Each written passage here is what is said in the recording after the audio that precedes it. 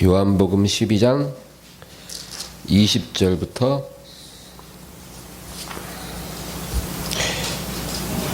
25절까지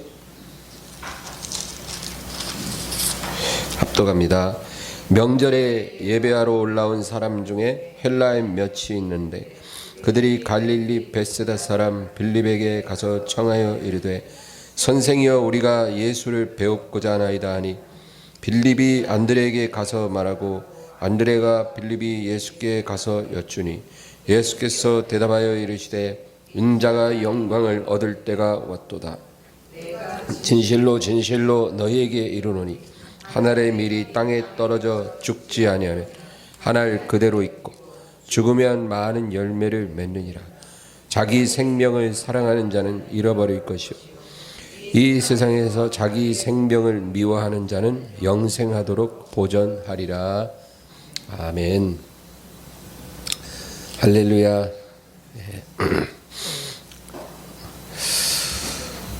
구약 성경에 나오는 많은 이야기들이 있습니다. 많은 인물들과 사건들이 나오는데요. 그 구약의 모든 인물과 사건의 대부분은 예수 그리스도를 부분적으로 예표하는 것입니다. 그래서 구약 전체가 다 그런 게 아니라 주요 사건, 주요 인물들이 예수님을 부분적으로 예표하고 있다. 그래서 이 구약 성경이 가리키는 가장 중요한 주제가 바로 예수 그리스도예요. 선지자들의 예언도 예수님에 관한 예언이 대부분이고 또 시편도 예수님에 관해서 쓴 시가 많습니다. 모든 사건, 인물 다 많은 경우에 예수님을 가리키고 있다. 그거예요. 그래서 우리가 구약 성경을 잘 읽으려면 구약을 그냥 스토리로 읽는 게 아니라 구속사적인 관점에서 읽어야 돼요. 그러니까 구약에 있는 모든 스토리가 다 예수님을 부분적으로 예표하고 있다는 것을 염두에 두고 읽으면 그게 보여지기 시작하는 거예요.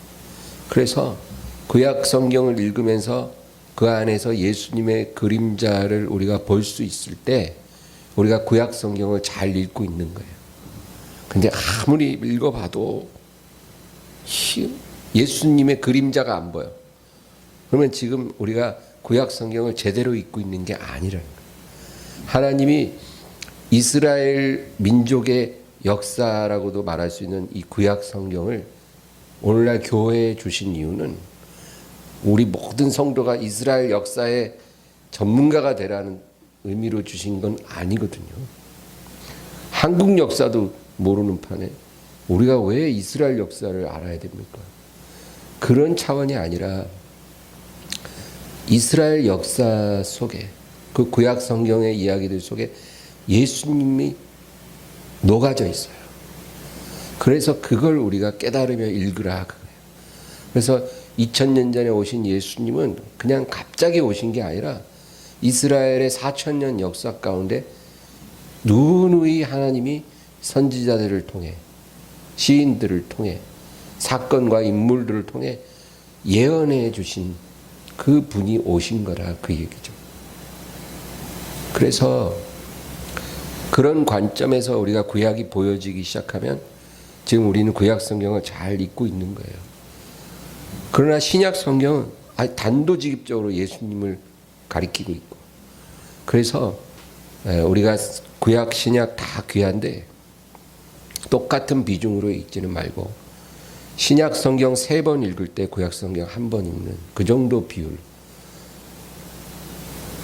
1:3 비율로 읽으세요. 그게 제일 좋습니다. 신약 성경 3번 읽을 때 구약 1번 그 정도 비율로 섞어서 읽으면 가장 무난할 것 같아요. 한마디로 신약 성경이 우리의 영성에는 더 실질적이고 중요합니다. 그 신약 성경 뭐 전체가 엑기스예요, 엑기스. 뭐 신약 성경에서 그래도 덜 중요한 거 뭐 뺄까요? 그럼 아무리 봐도 뺄 게 없어요. 너무너무 다 중요해요. 복음서도 중요하고 사도행전도 중요하고 로마서부터 시작하는 바울서신도 중요하고 그 다음에 야고보서, 요한 1, 2, 3서, 베드로 전후서 어느 하나 뺄 게 없어. 뺄 게. 계시록은 말할 것도 없고. 그래서 신약 성경이 참으로 중요하기 때문에 신약을 많이 읽되 그렇다고 구약을 딱 제쳐두면 안 되고 구약도 열심히 읽어야 돼요. 근데 그 구약 속에 예수님을 볼 수 있어야 된다. 그겁니다. 여러분 특별히 모세라는 사람이 있어요. 이 모세도 예수님을 예표합니다. 모세는 하나님이 예비한 구원자예요. 애굽에서 종살이하는 이스라엘 민족을 구원하기 위해서 하나님이 택한 사람이에요. 그런데 이 모세가 원래 히브리 악인데 태어나자마자 공주에게 입양됐어요. 태어나자마자 입양됐기 때문에 핏줄은 히브리인 핏줄인데 신분은 완전히 뼛속까지 왕자님이죠. 그런 특별한 출생의 비밀을 갖고 있는 모세가 그 자기 동족이 고통당하는 걸 보고 내가 가만히 있을 수 없다라는 거예요. 그래서 어느 날 보니까 자기 동족이 애굽 사람한테 억울하게 당하고 있는 거예요. 그래갖고 갑자기 막 열불이 확 나가지고 이 애굽 사람을 쳐 죽였어요. 자기 동족들이 보는 앞에서 왕자님이 그렇게 행동한 거예요. 그러면 동족들이 굉장히 환호해 줄 거라고 기대를 했는데 그게 아닌 거예요. 오히려 일이 잘못되기 시작했어요. 들통났어요. 그래서 어떻게 해요? 광야로 도망갔죠. 여러분 모세가 광야로 도망간 그 사건은 그 보통 사건이 아니에요. 그건 뭐냐면 죽음이에요. 죽음. 우리가 꼭 육체적으로 죽어야 죽는 게 아니에요. 자아가 죽는 경우가 있어요. 자아. 이 자아의 죽음을 경험하는 일이 우리 인생에 몇 번 일어나는데 모세가 광야로 도피했을 때 그는 자아가 죽음을 맞이한 거예요. 왜냐하면 모든 것을 다 잃었거든요. 자기 신분도 잃어버렸죠. 자기의 미래도 잃어버렸죠. 그렇죠? 자신의 명예도 잃었죠. 자신의 부도 잃었죠. 어떻게 보면 조금만 더 기다렸으면 상속자가 돼서 바로가 될 수도 있는데 그 모든 걸 다 잃은 거예요. 자기를 어릴 때 입양해준 어머니도 잃어버렸어요. 그러면은 애굽에 속한 거 다 잃었으면 이스라엘에서 뭔가를 얻어야 되는데 자기 동족들조차도 모세를 다 저거는 우리랑 같은 동류가 아니다는 거예요. 태어나자마자 입양돼서 왕자로 자란 놈, 뼛속까지 왕자 DNA인데 우리랑 뭐가 공통점이 있느냐? 우리는 이렇게 뼈가 빠지게 고통당하고 노예살이 하는데 백마 타고 다니는 왕자님이 우리랑 뭐가 공통점이 있느냐? 저가 아무리 저렇게 해도 우리랑은 다르다.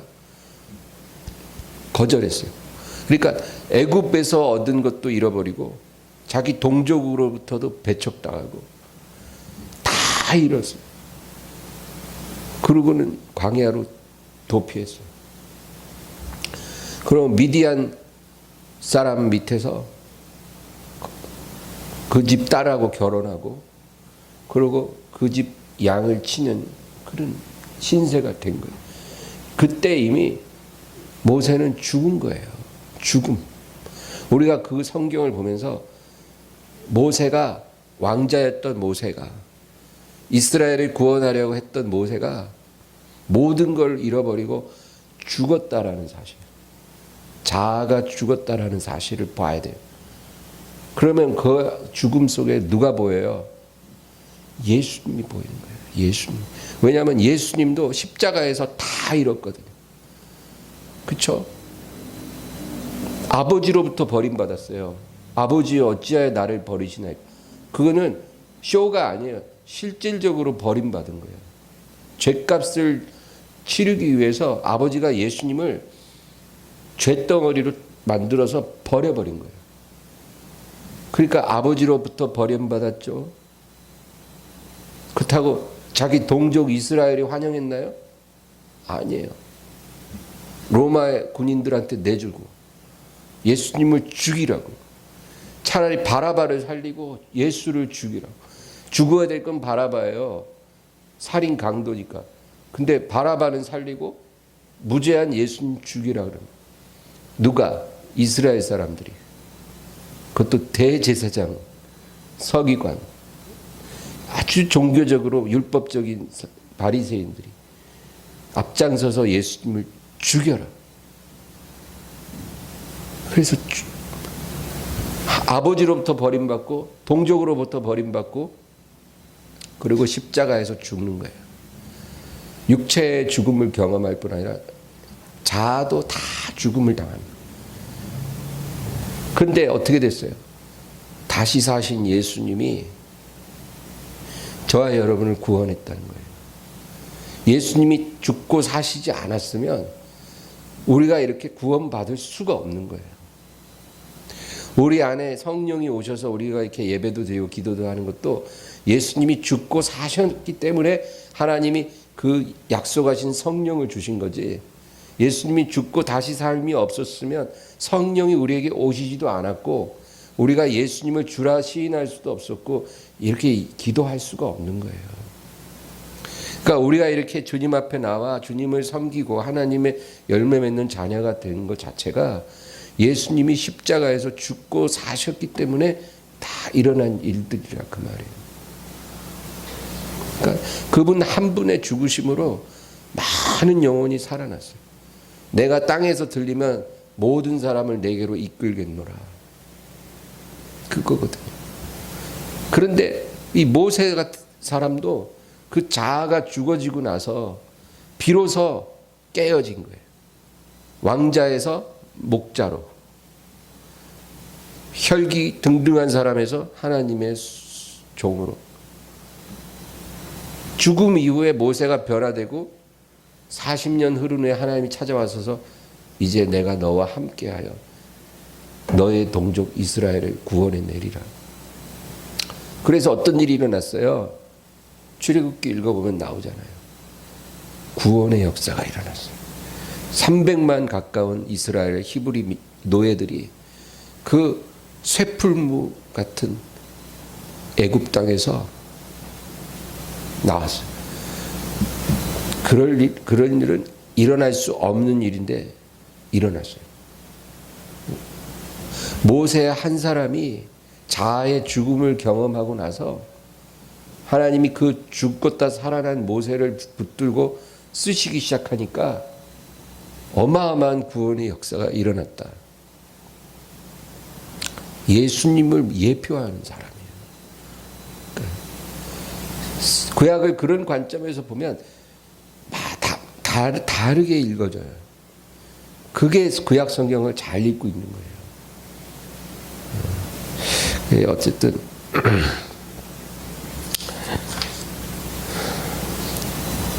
오늘 본문을 보면 본문이 명절에 예배하러 올라온 사람 중에 헬라인 몇이 있는데 그들이 갈릴리 베세다 사람 빌립에게 가서 청하여 이르되 선생이여 우리가 예수를 배웠고자 하나이다니 빌립이 안드레에게 가서 말하고 안드레와 빌립이 예수께 가서 여쭈니 예수께서 대답하여 이르시되 인자가 영광을 얻을 때가 왔도다. 참 재밌죠. 지금 명절이에요. 명절. 6월절인지 오순절인지 모르겠지만 명절이 왔어요. 우리나라로 얘기하면 설이나 추석이에요. 근데 이스라엘의 명절은 우리의 설 추석보다 더 요란해요. 왜냐하면 이 3대 명절이 있거든요. 그 3대 명절에는 온 이스라엘의 남자들이 의무적으로 예루살렘 성전에 와서 제사를 드려야 돼요. 제물을 바쳐야 돼요. 의무적으로 모든 남자는 1년에 3번 명절 때는 반드시 성전에 와야 돼요. 그럼 혼자 오나요? 아내도 데리고 오죠. 자식도 데리고 오죠. 그러니까 저 멀리 살던 사람들도 3번은 꼭 온 가족 데리고 여행 겸 올라오는 거예요. 성전으로. 그러니까 명절 때 예루살렘은 완전히 돛대기 시장이에요. 그리고 그때 예수님은 예루살렘에 계셨는데 요즘 말로 하면 가장 핫한 선지자예요. 그 당시 가장 핫하고 잘 나가는 선지자. 모든 뉴스에 이슈가 되는 분이 예수님. 모든 백성들이 예수님 한번 만나보는 게 소원이에요. 그러니까 명절날 헬라에서 살던 유대인들이 막 오는데 이 사람들 중엔 부자도 있고 유력한 사람들이 많거든요. 근데 소문 들어서 예수에 대해서 들은 거예요. 그래, 내가 예루살렘 가면 꼭 예수라는 선지자를 한번 만나봐야 되겠다. 그러니까 가장 핫한 선지자 한번 만나보겠다고 헬라에서 살던 유력한 유대인들이 다 와서 줄을 서는 거예요. 줄을 서 만나보겠다고. 그럼 누구한테 얘기해야 돼요?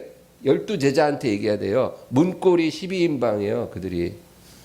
그래갖고 12제자한테 말을 해야 이게 연결이 되는 거예요. 오야붕하고. 그래서 안드레에게 말하니까, 빌립에게 말하니까 빌립이 또 안드레하고 둘이 얘기하고 예수님께 얘기하는 거예요. 헬라에서 온 유력한 유대인들이 아주 잘 나가는 재력도 있고 영향력 있는 유대인들 몇 분이 왔습니다. 주님을 만나보려고 하는데요. 그렇게 물어보니 예수님 뭐라고 대답해요? 인자가 영광을 얻을 때가 왔도다. 예수님 4차원이에요. 대화가 그 차원이 틀려요. 나 같았으면 만약에 미애자매가 와서 저기 되게 유명하고 아주 재력도 많은 어떤 장로님이 목사님 좀 만나러 왔대. 그럼 저는 재력이 얼마나 되는데? 이렇게 물어봤을 거예요. 얼마 있대? 근데 예수님은 차원이 틀려요. 인자가 영광을 얻을 때가 왔도다. 여러분, 이렇게 예수님이 대답을 했을 때 이 빌립과 안드레가 무슨 느낌을 받았을까요?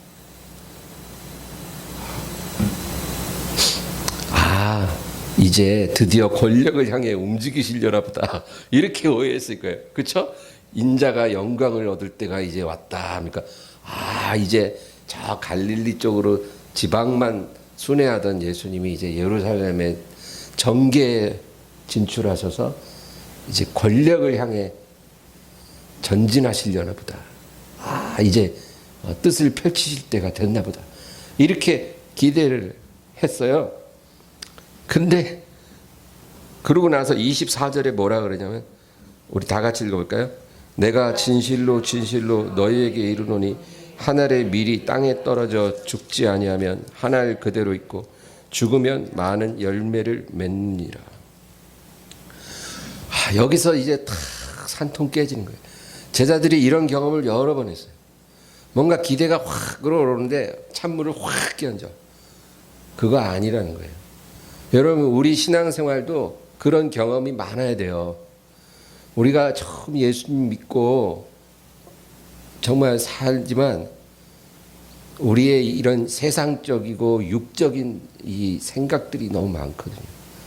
하나님을 오해하는 거예요. 하나님이 꼭 내 수준으로서 생각해요. 그런데 기도하고 말씀 배우고 이렇게 신앙생활 하다 보면 다 그게 아니었구나.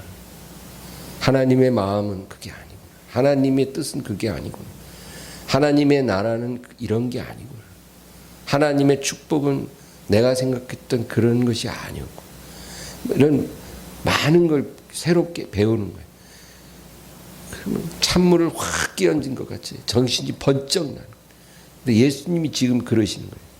한 알의 밀이 땅에 떨어져 죽지 아니하면 한 알 그대로 있고 죽으면 많은 열매를 맺느니라. 갑자기 죽어야 된다는 거예요. 내가 죽어야 될 것이, 죽어야 하리라. 이제 예루살렘 정계에 진출해야 될 분이 갑자기 죽음을 얘기해요. 죽어야 하리라. 그리고 너희들도 죽어야 해. 너희가 안 죽으면 너희 그냥 그대로 있는 거고, 너희 죽으면 너희를 통해서 열매가 맺혀질 거야. 그런 말씀을 하신 거예요. 이게 복음의 능력이에요. 이 복음의 능력이에요. 그러니까 예수님이 내내 설교하시고 그 삶으로 보이시고 그 죽으심으로 우리에게 말씀하시는 것이 죽어야 된다. 죽어야 된다. 죽어야 변화가 일어나고, 죽어야 열매 맺는 일이 일어나고, 죽어야 안 될 일이 되는 역사가 일어나고, 죽어야 나를 향한 하나님의 계획이 이루어지는 거예요. 모든 비밀은 그 죽음 속에 있는 거예요. 그게 복음의 비밀이고 복음의 신비고 복음의 능력이에요. 우리가 복음의 능력으로 살기 원합니다, 이런 말 자주 하는데 그게 뭔지 아세요? 죽는 능력이에요. 죽는 능력. 죽으면 살아난다는 거예요. 죽으면 변화된다는 거예요. 그게 예수님이 십자가에서 우리에게 가르쳐 주신 거고, 그분을 믿고 따르는 모든 성도들이 가야 할 길이에요. 능력을 주시옵소서. 능력을 주시옵소서. 우리 이런 기도 많이 하잖아요. 그러면 예수님 뭐라는 줄 아세요? 네가 나의 마시는 잔에 마실 수 있느냐? 아이고, 마실게요. 뭔 잔은 못 마시겠어요. 능력만 주시면 다 마실 수 있어요. 그 잔이 내가 죽는 잔이에요. 내 자아의 죽음을 경험하게 하는 잔이에요. 그거 마시고 죽으라는 거예요. 그거 말고, 그거 빼고 딴 거 없나요? 없어요. 그게 복음이에요. 내가 죽음으로 너희를 살리고 내게 이끌어온 것 같이 너희가 죽어야 너희 가족이 살고, 너희 교회가 살고, 너희가 사랑하는 많은 영혼들이 살게 되는 역사가 일어난다. 그 얘기를 하시는 겁니다. 여러분, 근데 자기 스스로 죽음을 선택하는 사람은 거의 없어요. 예수님은 그랬죠. 누가 내게서 목숨을 빼앗는 것이 아니라 나 스스로 버리노라. 예수님이 스스로 버리신 거거든요. 그러나 예수님처럼 자기 스스로 죽음을 선택하는 사람은 거의 드물어요. 대부분은 그렇게 못해요. 그래서 하나님이 우리를 통해 영광 받으시려고 우리를 죽음으로 이끌어 가시는 거예요. 우리를. 그래서 우리가 원치 않은 그 길로 주님이 우리를 이끌어 가시는 거예요. 주님, 이 길은 제가 원하는 그 방향이 아니에요. 방향이 틀렸어요. 내가 주님께 원하고 구했던 방향은 저기예요. 그런데 주님 들은 채도 안 하고 이상한 방향으로 이끌어가요. 어떤 방향이냐면 죽음의 방향이에요. 원치 않는 곳으로 이끌어 가신다, 이 말이에요. 여러분, 그럴 때 놀라지 말고 낙심하지 말라는 거예요. 우리를 통해 하나님이 영광받기 위해서 반드시 그 죽음의 과정을 통과해야 된다는 거예요. 그래서 예수님 베드로에게 그랬잖아요. 시몬아, 네가 젊어서는 네 마음대로 다녔지만 이제 나이 들어서는 사람들이 너를 띠띠우고 네가 원치 아니하는 곳으로 데려가리라. 이렇게 말씀하시면 저가 어떠한 죽음으로 주님께 영광 돌릴 것을 말씀하심이로라. 그런 거예요. 베드로조차도 자기 스스로 죽음을 선택할 수는 없으니까 예수님이 미리 예언해 주신 거예요. 네가 원치 아니하는 곳으로 사람들이 너를 데려가리라. 그럴 거니까 기다려라 그 말이에요. 그걸 받아들여라. 그런데 우리에게도 주님께서 그렇게 이끌어 가신다는 거예요. 그럴 때 도망하지 말고 그를 받아들이라. 자아의 죽음을 허락하실 때 그걸 받아들이라는 거예요. 막 거절하고 몸부림치지 말고 자아를 죽이기 위해 우리 육체를 치기도 하고, 그렇죠? 나이가 막 30밖에 안 된 사람이 갑자기 무슨 혈액암, 무슨 골수암 이래가지고 완전히 무너지는 경우가 있잖아요. 자아를 죽이려고 육체를 쳐요. 그리고 사업을 쳐, 가정을 치고, 우리의 모든 소중한 것들을 쳐버려요. 왜 치는 줄 아세요? 하나님이 막 칼로 쳐버리는 게 그 하나님 특기라서가 아니라 우리 자아를 죽이려고 하는 거예요. 아니, 아브라함 보세요. 100세의 아들 하나 낳아가지고 이제 그 아들 기르는 맛에 노후를 보내는 거예요. 손주가 아니에요. 아들이에요. 100세의 아들 겨우 얻어서 그 아들 바라보면서 커나가는 게 유일한 삶의 낙이에요. 하나님이 그 정도도 허락 안 하시는 분은 아닌데, 그런데 그 아브라함 보고 갑자기 뭐라 하냐면, 너가 사랑하는 그 아들을 내가 지시하는 곳에 가서 번제로 드려라. 그거예요. 네 아들을 잡으라는 거예요. 차라리 자기가 죽는 게 낫지 아들 잡는 건 못할 짓이에요. 왜 그렇게 하겠어요? 아브라함의 자아를 죽여버리는 거예요. 완전히 죽이는 거예요. 아브라함이 못합니다 이러면 안 죽죠. 절대. 자아가 안 죽어요.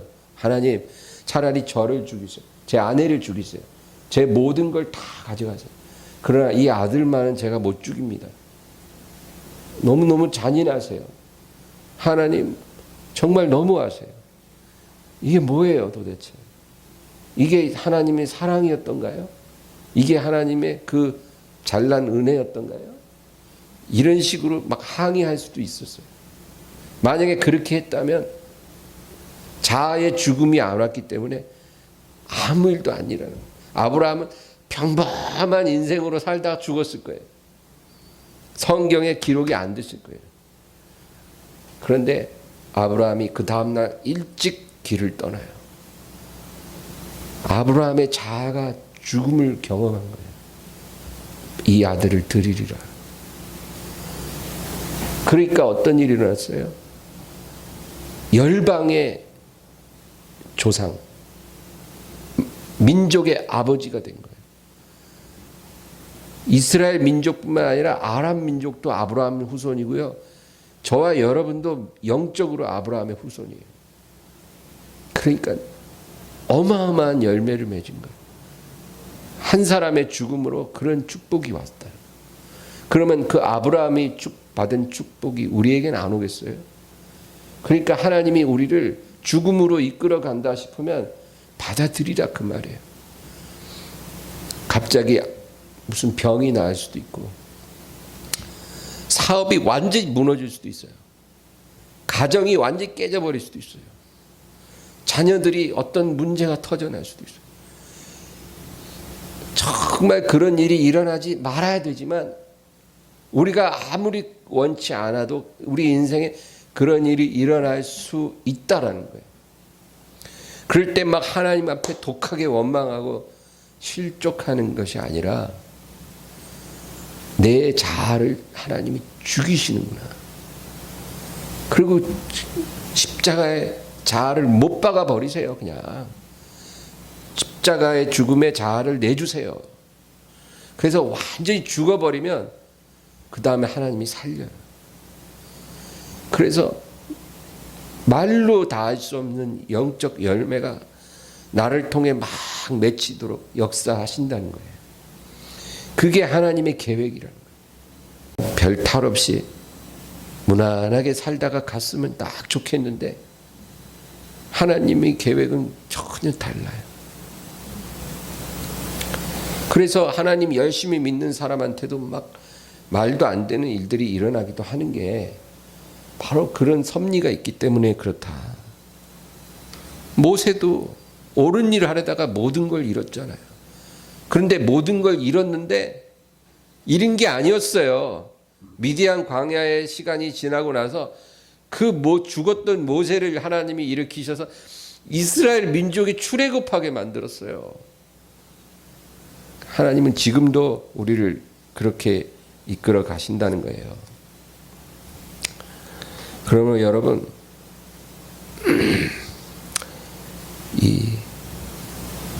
예수님도 십자가에서 아버지여 내 영혼을 아버지 손에 부탁하나이다, 그렇게 말씀하실 때 모든 걸 다 내려놓은 그런 상태로 죽음을 맞이하신 거죠. 여러분, 십자가라는 것은 처형당하는 장소예요.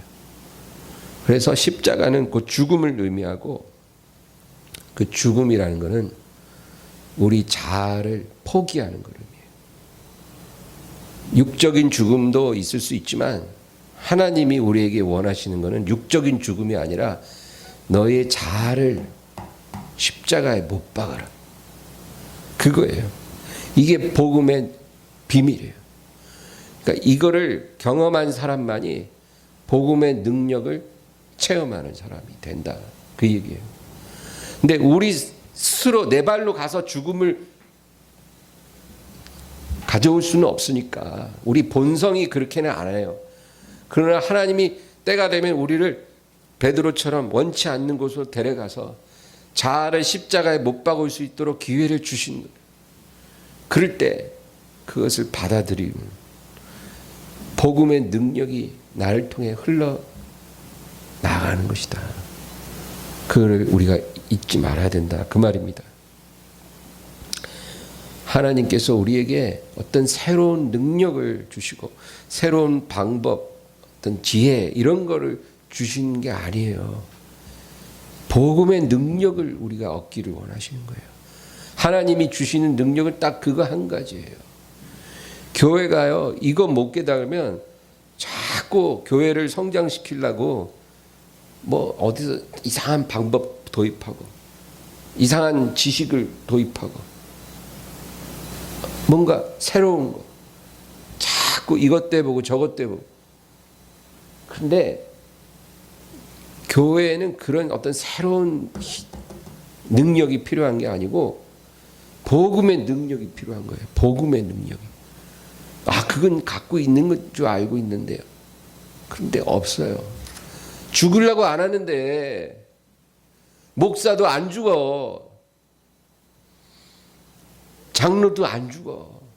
권사들도 안 죽어. 맨날 모이면 버스 안에서 싸우고. 성도들도 안 죽으려고 그래. 다 살라고 바락바락하지 죽으려는 사람이 없어요. 그런 교회가 무슨 복음의 능력이 어디 있겠어요. 죽어야 살고, 그게 복음의 능력이고 그게 영적 열매고 영적 능력인데 하나님이 우리에게 그 능력 가지라고 하는데 안 죽어. 그리고는 어디서 자꾸 새로운 방법, 새로운 기법을 자꾸 도입해서 교회를 이끌어 간다는 거예요. 그런데 지나고 보면 아무것도 없어. 그냥 그때 반짝하는 거야. 이벤트로 번쩍번쩍 뭐 새롭게 뭐 하고 교회에서 막 뭐 이것도 하고 저것도 하고 무슨 학교 무슨 프로그램 무슨 스쿨 뭐 많이 하는데 결국 그런 것 열심히 해보지만 5년 10년 열심히 교회 다니면서 그런 거 많이 참가해 봤지만 변화되는 거 하나도 없어. 복음의 능력을 못 체험하는데 무슨 일이 일어나요? 하늘의 밀이 땅에 떨어져 그대로 있으면 그대로 있고 죽지 않으면 그대로 있고 죽어야 많은 열매를 맺느니라. 그거예요. 주님이 가르쳐준 능력의 비결은 딱 그거 하나예요. 죽으라. 한 사람이 가정에서 죽으면 가정도 산다고 하잖아요. 교회 안에서 죽는 사람 한두 명만 있어도 그 교회에 산다는 거예요. 그래서 마지막으로 25절 읽고 마칩니다. 25절이요. 다 같이. 자기의 생명을 사랑하는 자는 잃어버릴 것이요 이 세상에서 자기의 생명을 미워하는 자는 영생하도록 보전하리라. 살려고 하면 죽을 거고 자기 생명을 죽음에 내어주면 살리라. 영생하도록 보전하게 되리라. 많은 열매를 맺게 되리라. 지금 주님께서 그 얘기하는, 헬라에서 유력한 사람들이 선생님을 만나러 왔습니다. 그런데 이제 예수님은 내가 영광을 얻을 때가 왔다. 왜? 십자가가 코앞에 다가온 거예요. 내가 죽으면 많은 사람을 내게로 이끌 것이고 내가 하늘의 밀처럼 썩어질 때 많은 열매를 맺게 될 것이고 그리고 자기 생명을 사랑하는 자는 잃을 것이고 잃고자 하는 자는 얻게 되리라. 주님이 그 얘기를 하시는 거예요. 여러분, 그러므로 이 죽는다는 것을 내 삶에 어떻게 적용해야 될지 우리 각자가 판단할 거예요. 사람마다 다 상황이 틀리기 때문에 내 삶에서 내 자아를 십자가에 못 박는 게 무엇인가? 내가 어떻게 하면 십자가에서 내 자아를 못 박고 이 죽음을 통해서 복음의 능력을 나타낼 수 있을까? 그거는 우리 각자가 기도하면서 깨달아야 될 줄로 믿습니다. 복음으로 산다는 것은 날마다 죽는 것. 그 얘기예요. 오늘 이 은혜가 우리 가운데 충만하기를 주의 이름으로 축원합니다. 우리 말씀을 생각하면서 간절히 기도합니다. 주여, 주여, 주여.